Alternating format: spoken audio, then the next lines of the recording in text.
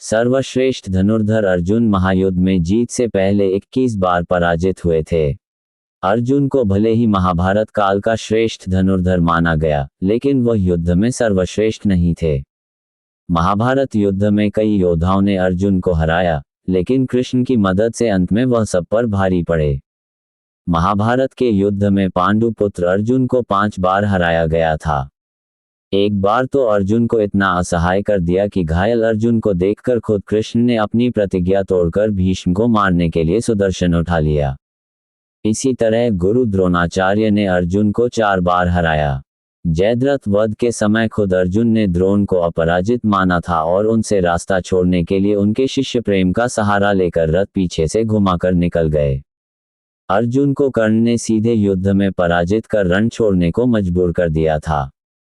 अर्जुन को 17वें दिन कर्ण ने 4 बार हराया।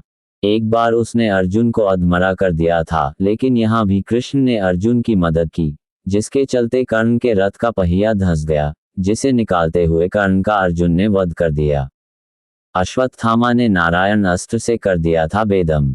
अश्वत्थामा ने एक बार नारायण अस्त्र से अर्जुन समेत पूरी पांडव सेना को पस्त कर दिया।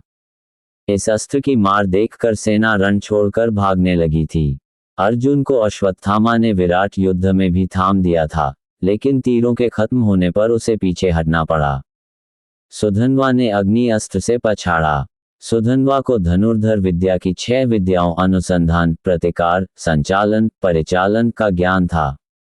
अग्नि अस्त्र के प्रयोग में वह कर्ण और अर्जुन को भी पीछे छोड़ चुका था।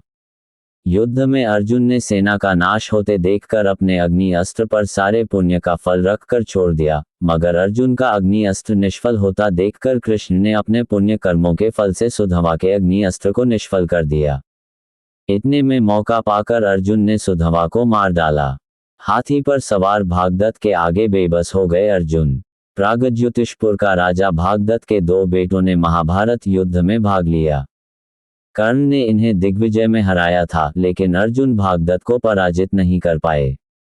7 दिन तक युद्ध चला, लेकिन परिणाम नहीं निकला तो इंद्र को सुलह करानी पड़ी। अर्जुन को अपने बेटों का वध करते देखकर हाथी पर सवार होकर वे अर्जुन पर हावी हो गए।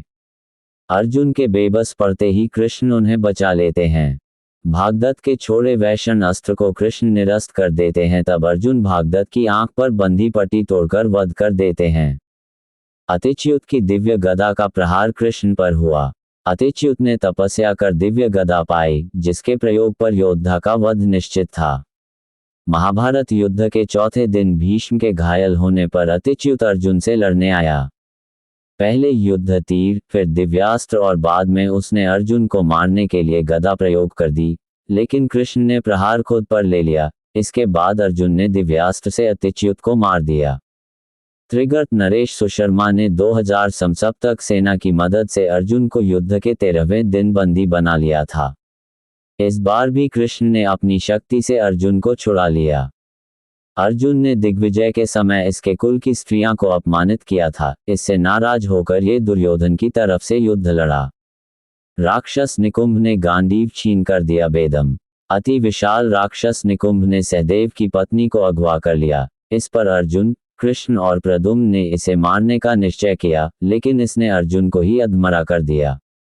वह गांडीव छीनकर उन्हें उल्टा लटकाते हुए वध करने जा रहा था कि भगवान कृष्ण ने चक्र से इसका वध कर दिया। महाभारत खत्म होने के बाद लुटेरों ने कृष्ण की पत्नी का अपहरण कर लिया और अर्जुन को बंदी बना लिया था। तब कृष्ण की पत्नियों ने अर्जुन को रिहा कराया। इसके बाद आहत अर्जुन ने बची औरतों और बच्चों को लेकर हस्तिनापुर का राज्य त्याग कर दिया। निकुंभ राक्षस कुंभकर्ण का पुत्र था। वह बहुत शक्तिशाली था और युद्ध में कुशल था। रामायण में निकुंभ के बारे में बताया गया है। निकुंभ के बारे में ज्यादा जानकारी। निकुंभ को कुबेर ने पिशाचों पर नजर रखने का काम सौंपा था। नीलमत पुराण में उसे पिशाचों का महान और मजबूत स्वामी कहा गया है। निकुंभ ने अपनी दिव्य शक्तियों और युद्ध कौशल का इस्तेमाल करके भगवान राम की सेना को भारी नुकसान पहुंचाया था।